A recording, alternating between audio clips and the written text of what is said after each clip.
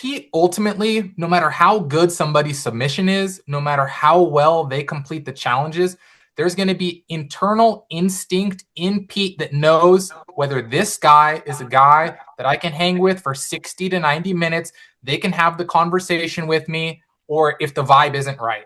Get the fuck out of here! It is said that we are built on the backs of legends, that they set the pace ahead of us, carving a path we were born to chase. And now, we stand where they once stood, facing a future that belongs to us.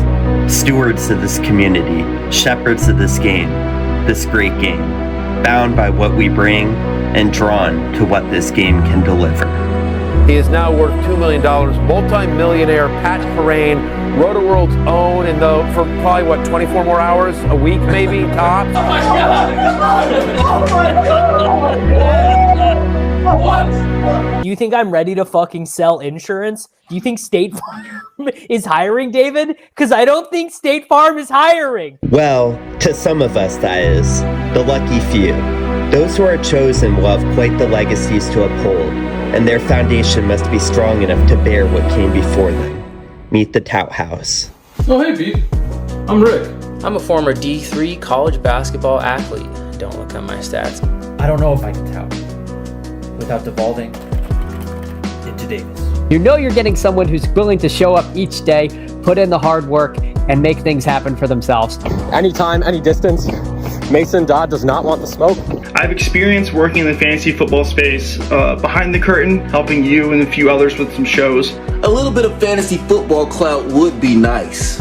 I go deep in trying to find out how good they are. I am truly addicted to fantasy football. I live in Wisconsin, and I also do a bit of content creation in my free time. Everyone knows the truth serum is yellow. I make money doing this? Guys, this is my fridge. Does this look like I'm killing it on fantasy football YouTube right now? Here's the freezer. I got one Go-Gurt left. Truth serum is we're all gonna lose our money. Coming from my head, that's the wrong thing to do. Freestyle off the top, you know, Blizzy coming through. All right, we are here for episode 11 of Meet the Tout House. We got Blizzy here with me. Blizzy, how you doing this fine Saturday? I'm good, man. I'm out here in Denver, Colorado. It's not about 9:05 in the morning right now, so we're just vibing, man. The weekend's here. Yeah, dude, Colorado is beautiful. I mean, that's probably one of the top 5 places I'd move in the country. Are you from the area, or did you decide to go there a little later in life? Kind of midpoint in life, actually. I mean, earlier now, because I guess I'm a little past the midpoint of living here. But I originally grew up in Oklahoma City, Oklahoma, and then during high school, moved out here with my family. Went to Scottsdale, played basketball in college for a year, came back, finished at University of Colorado in Boulder, and just been here ever since, man. So, what position did you play in basketball? Were you a point guard? Yeah, mostly point, kind of combo guard. Because I was a scorer, but you know, a lot of times the best scorer might be the best ball handler too. So, definitely like a true mixture of a combo guard. Who would you say is your player comp? Man, that's so hard because people can, you know, they can try to blow themselves up to be like something really, really better than they were. I'm Luka. Yeah. Or you know, I was LeBron in high school. But I would say like true, like stylistically of like can pass the ball and can score the ball. I'd say probably like Fred VanVleet, something like that. Okay. Yeah, you guys got kind of similar facial hair too. Like I could kind of see it physical comp as well. That's awesome. What are your pro teams? Are you a big Thunder fan then? I am a huge Thunder fan. You know, it's so crazy. And I tell people this all the time. Like with the advent of the betting and the proliferation of like you can win money on everything, fandom has gotten so blurred. So I mean, Thunder fan for sure. Steelers fan in football, just because growing up in Oklahoma City, there was not a pro team. And I would say 90% of residents in OKC are like Cowboys fans.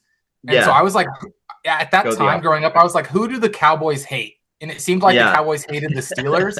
And so I'm like, man, I got to rock with the Steelers. So that was kind of my thing. But no, to be honest with you, and to the point, it's like my fandom has gone way down. I'm just a sports fan. I'm a betting fan. I'm a gambling fan. I'm a fantasy fan.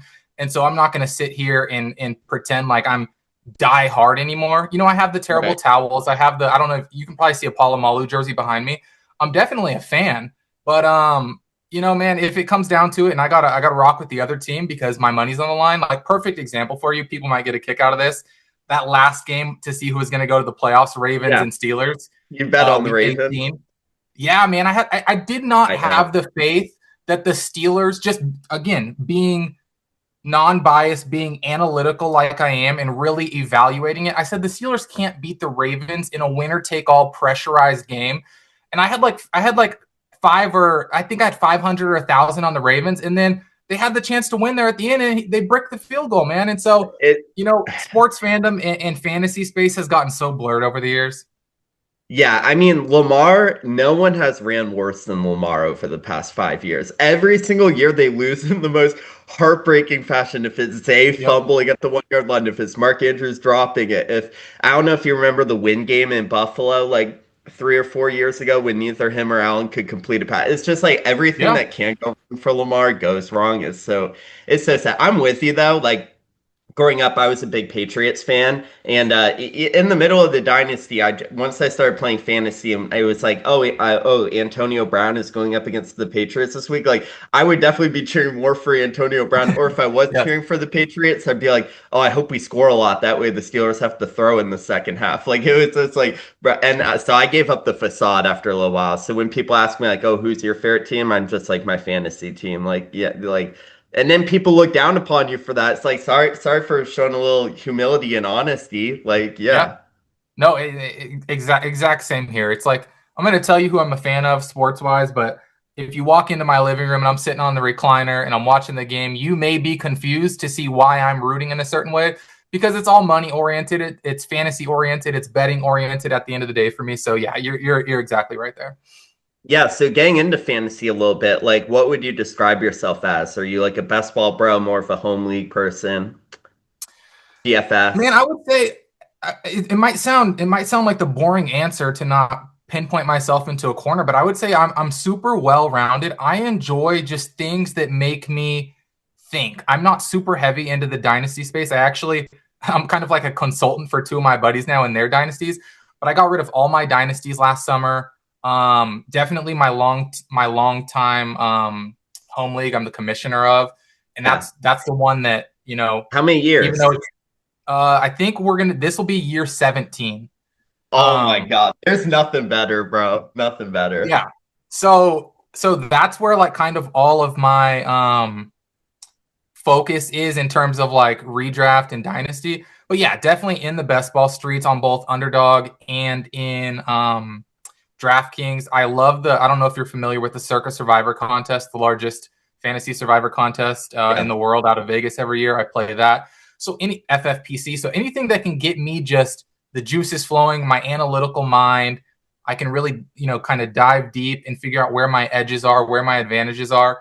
I'll play any format really. I mean, last year was my first time jumping in Guillotine. I'd wanted to do it for a bunch of years. Was able to get one, right? Pete's Guillotine League in year 1. So that was pretty dope. But yeah, I would say best ball. I would say anything. Heavy into best ball. Love diving into best ball. Listen to 4 to 6 hours of content a day during the summer, which is just bonkers. But yeah, home league, everything. I mean, you saw I think it's even in your intro video, the little piece I did. That was something from like 5 years ago, that rap. And the story behind that is my buddy, man. He really is a sharp guy. He's successful in life. He has a good career. He follows the NFL more than just like a casual fan. He really does put the homework in, but my boy can't get over the hump. He cannot get over the hump. He's one of my best friends in life.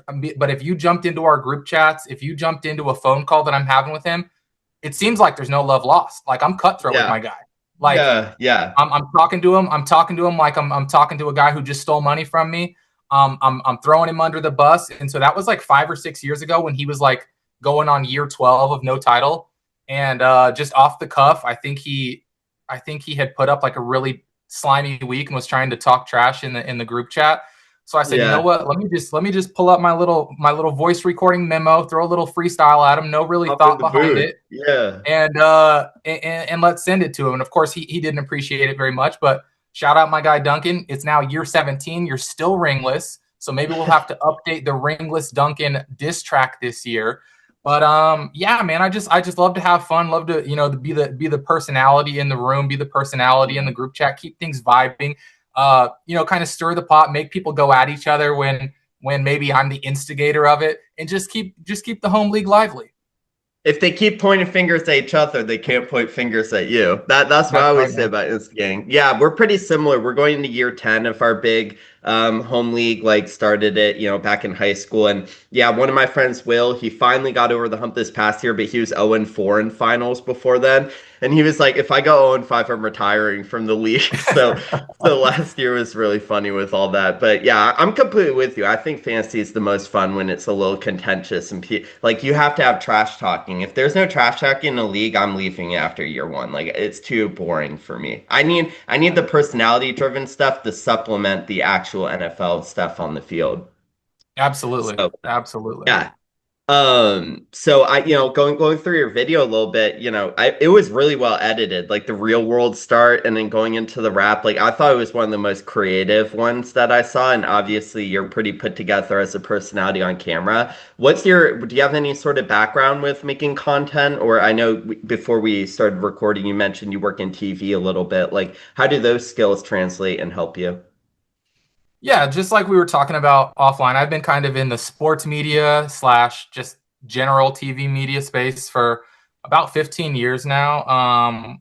Went to the University of Colorado Boulder, got a degree in broadcast journalism, broadcast news. Mm-hmm. Straight out of college, I got a job as just kind of a local TV producer editor, making like next to nothing, of course, which is always what happens when you start out in this business. I was the host and reporter. Really kind of wore all hats, kind of one-man band, as they say, in terms of shooting, writing, editing, hosting, directing a high school sports show. Just kind of under the, you know, sanctioned Colorado high school sports umbrella. You know, shooting everything, shooting football, basketball, volleyball, soccer, learning to edit, learning to, you know, just do put all my skills that I had learned in college together. Then I had a couple of nice freelance breaks, worked kind of at the college level, a little bit at the pro level. Actually, one of the last series I worked, tying this back to the Thunder, is I covered the 2016 Western Conference Finals. Oh man, sorry, buddy. Sorry. Thunder versus Warriors. Yeah, Clay, shout out to Clay, the 3-1 everyone forgets about. Everybody forgets about it. I was in the arena that night in OKC when Steph was off a little bit, Dre was off a little bit, and Clay just went absolutely nuclear and not only brought them back to win that series, but then stole our guy KD, got him over to the Warriors. And so yeah, been in the space, been in media kind of at all levels, as a writer, as an editor, videographer, even spinning it forward to now. I still am daily in my daily job. I'm a producer, editor, writer. One of the things that's interesting, you know, you can see in these people's videos kind of just who's off the cuff, phone in front of the face, just kind of riffing. One take. And then I really like the opportunity, just who I am, and no shots at anybody, of course, but just because I have the tools and the skill set to write and script, and I've been doing that for so many years now. I really like to take advantage of my writing skills. So you can see how I wrote a tightly scripted and crafted video, meeting that 90-second mark. Last year when Pete solicited videos for the Guillotine League, thought that was a beautiful opportunity to again showcase my writing, my editing, my on-camera presence, my personality. And so yeah, I love to do stuff like that. And so just to bring it all full circle back to your question, I just think I have a unique perspective where I've not only been on camera, been in sports media, been in the space in front of the camera, on-air personality-wise, but then also you have the behind-the-scenes version where I've edited, I've written, I've produced. I mean, I kind of feel like I can bring that all together and really leverage a very unique skill set that might, you know, kind of showcase itself well in this competition. Yeah, I agree with a lot of that stuff. Like, I know Pete said a couple of times, like, there's no real advantage as far as voting is concerned for people that already have a following or a start in this. But I do think there's a major advantage in not only being able to have some of those skills, but understanding like what you're looking for when you're creating something and like what audiences have responded to in the past. And I think understanding that behind the scenes stuff is maybe even more important than how your personality translates sometimes in front of the camera. And then to your point about the submission video, I was the same way. Like I saw Pete's video drop at noon. I hopped on YouTube, found a rap beat that I liked, and then I just, put that in. I was like, this is the background song. Like we're going to write to this, open docs. And I was like, all right, we have 1 minute and 30 seconds. Here's the snippet I want. And then I wrote my scenes that way. I was like, what am I going to be wearing? How fast am I going to talk? And then I just timed it out for like 5 hours at work. So sorry to my coworkers. Probably wasn't the most productive that day. And then just went home and shot it scene for scene and then put it together. So like I was the same way with that. Like I feel like it's much harder. Like you have to have such a magnetic personality to pull someone without any editing, or if you are that talented and that interesting, or what you're saying is that interesting, like kudos to you. But most of the ones that I've been drawn to as a viewer and ones that I'm thinking about after the fact are the ones that are edited, like Gumby's, where he's doing like the clavicular thing, or yours. I thought about a decent amount. I thought Trev's was really good as well. With his like friends being there. So like that stuff, I think, as long as you're being somewhat unique in your submission. And now the submissions have actually passed. So we don't need to talk about that anymore. We've already submitted our tests and we're just waiting for them to get graded. Do you have any thoughts on the competition, or like how many? I think I saw 135 final applications were put out. If you were running the show, how many would you have on the first round before you like started cutting it down? Yeah, I mean, I think Pete's in a unique spot, and I guess I'm somewhat uniquely qualified to answer your question. I think when it was in that 80 to 90 range, I think 12 to 16 was the appropriate number. I think you mentioned 12. I was right there with you. I thought 12 to 16 was the appropriate number. I think now that he got that really large push, like almost a 50% increase in the final 48 hours, I think he's going to probably have about 20. And I think there's going to be some that, you mentioned it too, I think with PPR Tyler, or with, I forget the guy's name from Wisconsin, but on one of those. Nathan. Yeah. On one of those shows, I think you were saying like, hopefully we have an advantage from going earlier. And you were kind of talking about the dichotomy of people who were submitting late. They had the edge of, what is Pete? They had the edge of Pete's information and Pete's thoughts, because Pete was going on Best Ball Breakfast. Pete was going on his shows and kind of talking about what's working and what's not working. And so similar to Best Ball, when you have more information in August and September, exactly. that helped some of those people in the end. But I still think, to your point, if you had a strong submission out of the gate, it is easier to stand out rather than when 45 to 50 application submissions are coming in that 48-hour window. Ours had more time to breathe, more time to be seen, and all those guys in the final 48 hours were kind of cramming their stuff in there. So I do think he's going to probably, settle on 20. But to your point on those previous Meet the Tout House shows, I think 12 to 16 probably was the original goal in mind. But, he said, I think even on Twitter, he was not expecting to get 135 applications. And so if it was his mindset to have 12 of 50, well, once you get 135, you may need to crank it up to 20. Yeah. It is interesting that Pete said that a couple times. I don't know how many, because I think we both submitted super early on. So like when you submitted, how many did you think roughly we were going to be competing with? Because I probably had about 100 in my mind, was like my rough estimate. I don't know were you higher or lower than that? I mean, 135 is higher than I would have bet if you set a line. If I just set a line coming in, I probably would have set it at like 105.5 or something like that. Yeah, I would have been way under there. I would have been closer to Pete. If you made me set a betting line, I probably would have said like 60 and a half. And for two reasons. One, I think when the initial juice, people see that and they get excited about that. And I think you're right. But I think just in terms of the turnover ratio of people who see it and are excited, probably 100, 200 people. but who are actually going to submit the application, do the video, put some effort into the video. I certainly would have said probably 60 and a half. But yeah, it's just a really interesting dynamic. I'm happy that he got so many applicants and applications. I'm also happy selfishly for guys like you and I that we did showcase our skills early, because again, I think it can sort of get lost in the wash when you are tagging Pete and doing your submission video the morning of the NFL draft, or, just in that 11th hour. Yeah, no, totally. And like to both of our points earlier about being in a league where where there's trash talking and a lot of energy, like I wouldn't want to win this competition if it didn't have 150 applicants and people weren't like dying to get in and there wasn't a bunch of energy behind it. Like that's what makes it really interesting, I think, not only for Pete to keep pouring into this, but for us as contestants to want it more and more and more. And the more people want it, the more we're going to be at each other's throats during the competition to try to get it. I wanted to circle back a little bit earlier. You mentioned you watch 4 to 6 hours of content during the summer. Who are your top 3? Like, who are your mainstays when you open up YouTube or open up Spotify? Like, who are you going to first for content creation in the fantasy space?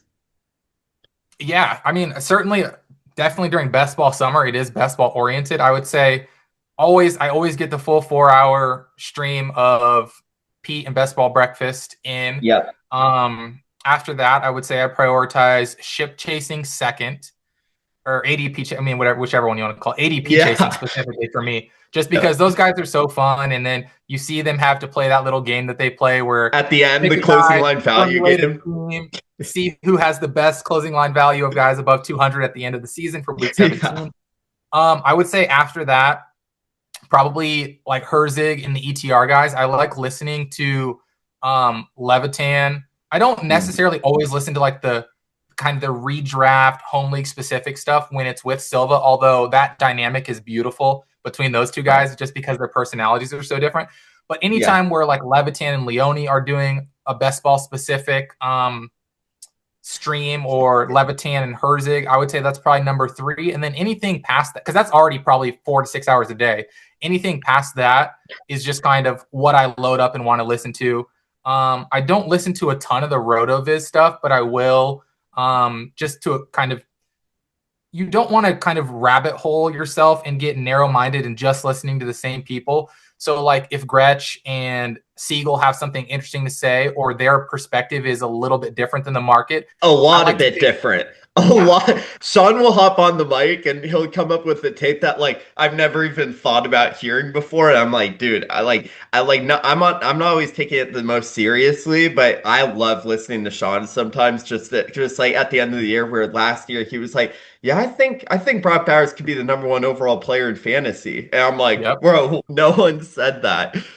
So yeah. I mean, I agree with a lot of those. Like, yeah, obviously I love chip chasing. I love ETR. I miss the solo pods in the summer. So whenever Levitan comes back with his big solo pod return towards the end of the summer, that's a great day. It'll be really fun with Levitan hopping on with Pete during Best Ball Monday this upcoming year. That'll be pretty sick. That was a good get by Pete, because I know Levitan is pretty like strict with like his streaming timeline. Like he obviously is super busy during the season and leading up to it. So I thought that was cool as well. You know what's interesting too is Pete, he always does such a good job, but he kind of sets it up, and I thought that announcement was the perfect example where he kind of like hits you with the, unfortunately we've lost a couple guys, and you kind of like you kind of come down for just a second, and then he reels you back in because he tells you who he has. Like, I know Pete personally was very disappointed when he lost Sean, but then he was able to get Leone, which is a totally different perspective. And then, he says that he's losing Leone, and I'm like, no. And then he's like, but we got Levitan coming.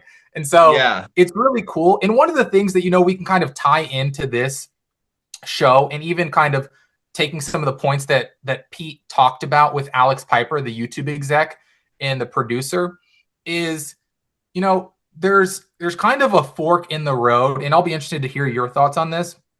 From a producer standpoint, I thought Alex did a really good job of explaining that, like, you have the people who are on the show and they're not going to make it all the way. They're not the perfect fit, but you have to keep them for entertainment value, for shock value, and they're going to make the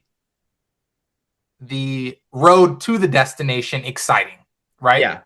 And then you have the people who they're not going to be on there just saying crazy stuff for shock value. They're not going to try to be the loudest person in the room and be the voice that tries to push funny on somebody. They're just going to be themselves. And I think the example of that is like Leone. Like if Leone was on a show like this, a lot of people before they knew Leone, right? This is just like if Leone was himself and his personality, but he didn't have the name and the ETR brand recognition, people would see him on a show like So You Think You Can Tout, and they would find him kind of vanilla, kind of bland. Yeah. He's not in your face. He's not trying to be the loudest guy. He's not trying to be funny. He's not trying to say stuff for shock value. But when you get accustomed to those voices, they pair well, and they're perfect, and they're logical, and they're sharp, and you gain a lot of information and intel by listening to a guy like Leone. And kind of like your Josh Norrises and your Hayden, more ball knowing, more analytics. They're not trying to be over the top. And so just from your perspective, what kind of lane do you see yourself in? And what do you think ultimately wins this? Is it the loud person who tries to keep their name in everything? Or is it just be yourself, be kind of sharp, do what you do, and just hope that the entertainment value doesn't kind of get you voted off early by, the people watching? What's kind of your thought on that? Yeah. No, first of all, what a great question and what a great lead up. So let me start by saying, like, do you watch Survivor at all? Do you have any sort of Survivor background? I do not know.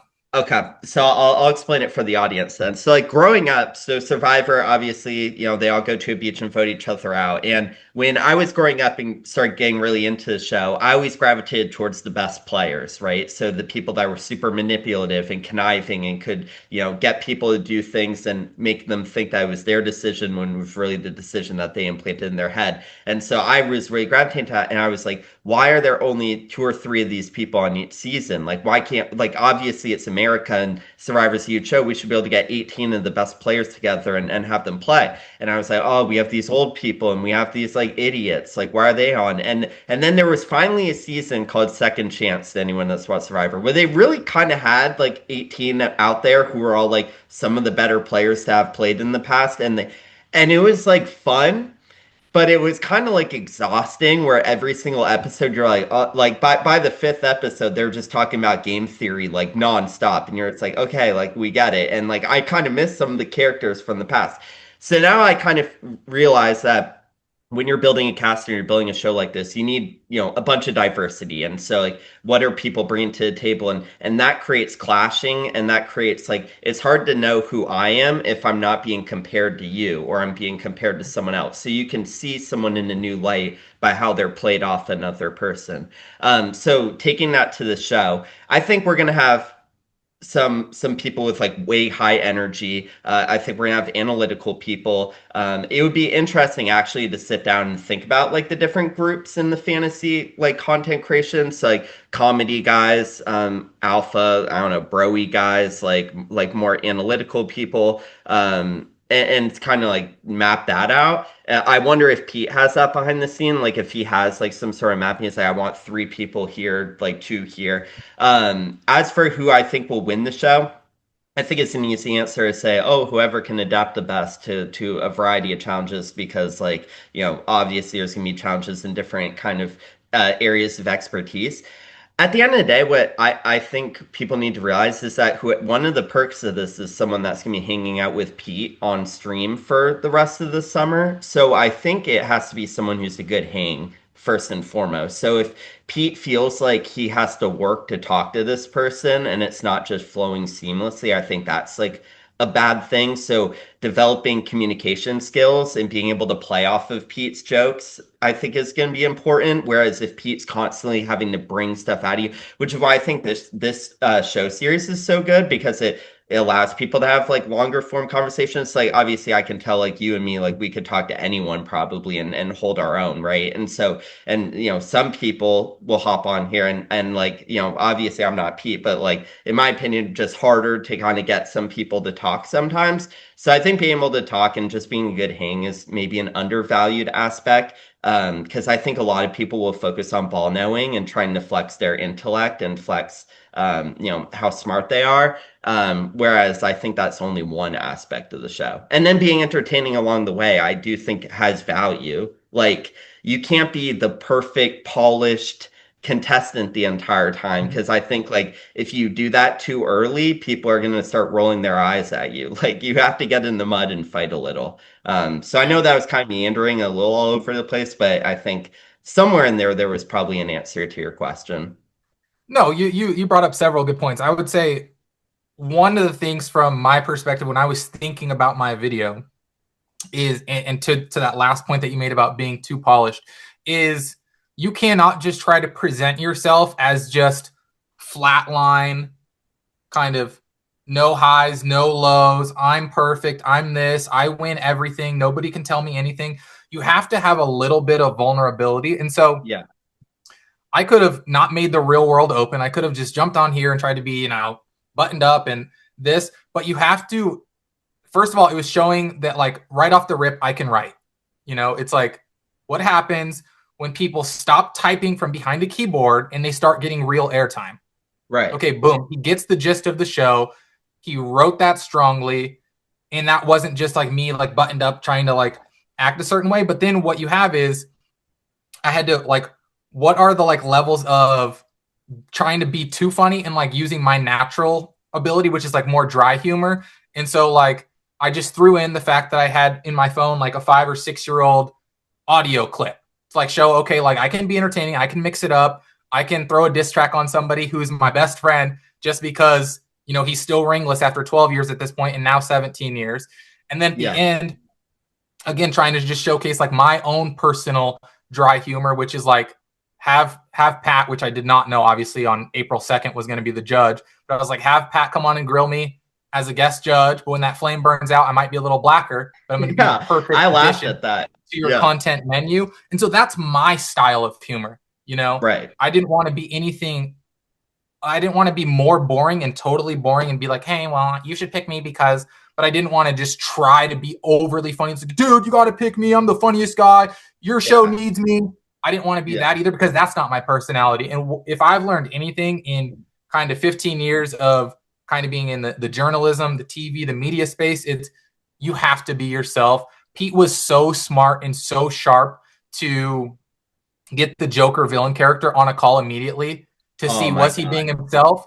And then the guy withdrew from the contest because at the end of the day, you can only put up a facade for so long. And if it's not true to you and you can't remain in that character or that personality for an extended period of time, you're not cut out for it.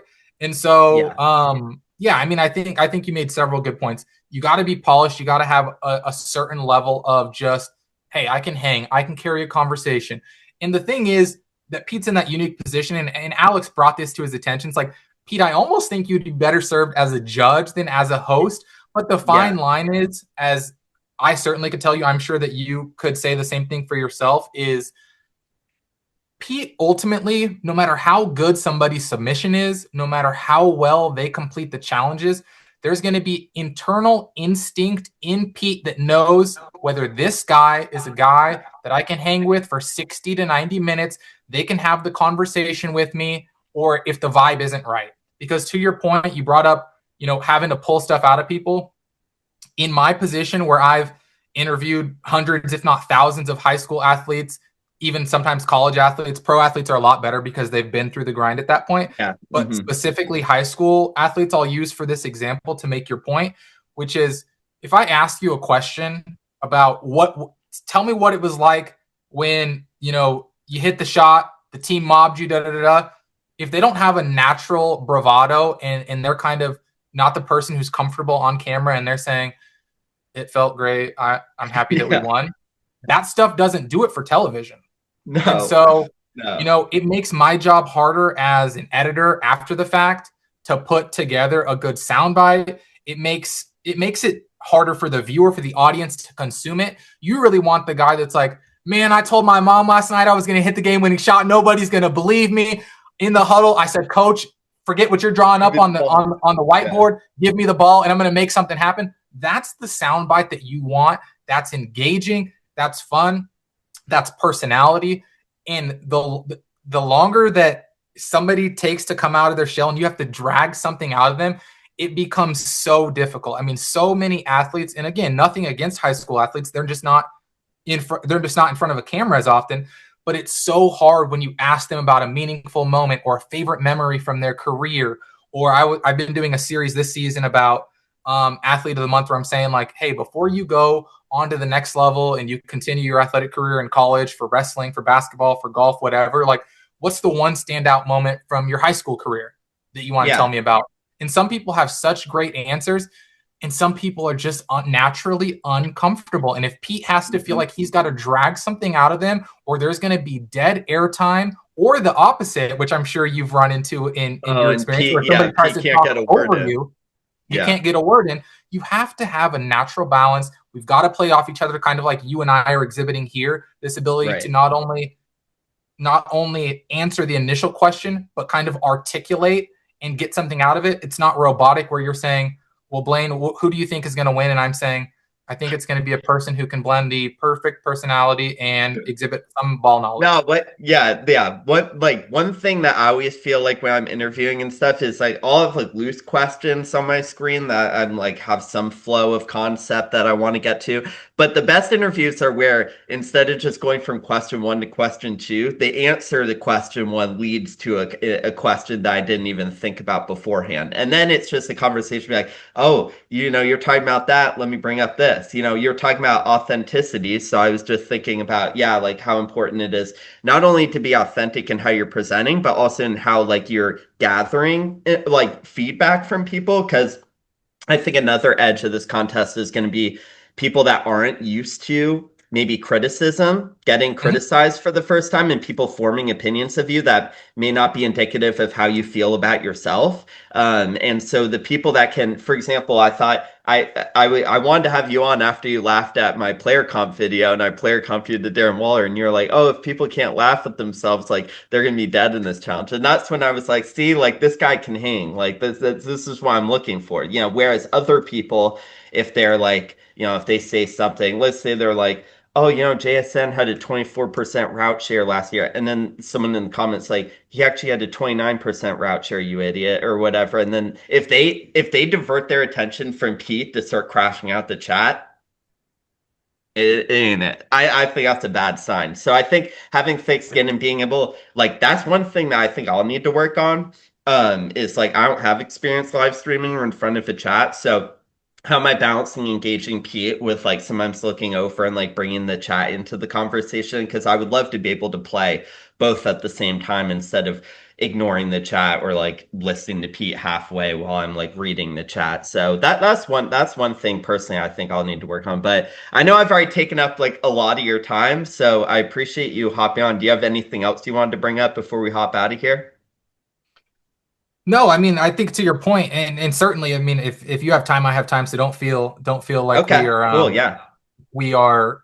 This is great stuff right now. Yeah, because I'm sure you have questions that we haven't even gotten to, and I'm obviously happy to continue that. But to your point, I think it's very important to not only answer somebody's question, but then formulate thoughts and then kind of ping pong off each other. But I think just to the point about having thick skin, I mean, I'm excited to watch Mayo. I know Mayo's personality. I'm a consumer of Pat Mayo. I know how funny he is. I know how harsh he is on his friends. And so if you're the type of person who, watches episode 1, where it's the submission reviews, where Pat is going to be firing at you. If you're the type of person that watches that and you're cringing and you want to go in your shell and it makes you uncomfortable, you're probably not the right fit, because whatever Pat's going to say, inevitably, in 3 months, in 6 months, in 9 months, when you're on with Pete, people are going to be saying things about you in the comment section. And so if you're not built to watch episode 1, laugh at yourself, enjoy that Pat is an entertainer. Pat doesn't give a shit about you as a person. He's not trying to, put you down or, make you feel depressed or have anxiety. He's an entertainer, right? Yeah. That is who Pat is. He's a natural comedian. He's going to play well with Pete.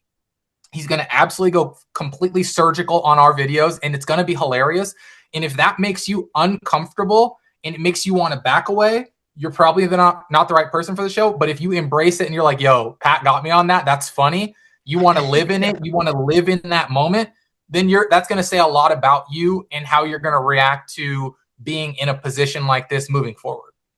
Yeah, totally. I mean, when I first heard that Pat was gonna be doing it, I was just rewatching my video, like trying to get in his mind, be like, what would I make fun of here? And I'll be honest, like to your vulnerability, I probably opened myself up to a million different jokes that could be said. I'm sure you as well. Like, and it would be really funny if Pat was to do that. I mean, Pat was probably the first person I started listening to in the fantasy space, like listening to Mike Evans stuff in 2014, 2015. Like that was where I first got my real start. So it would be a full circle moment if I saw Pat just roasting me on the video. And yeah, no, but I'm excited. I'm excited to get the competition underway. I don't know. Do you have any thoughts on potential challenges that could be out of the gate? I know, the prevailing sentiment right now is that we're going to have a larger group to start, and then Pete's going to, cut it, super quickly right after the first challenge. I keep saying like red wedding, so you think you can tout style, like maybe cut it in half or something like that.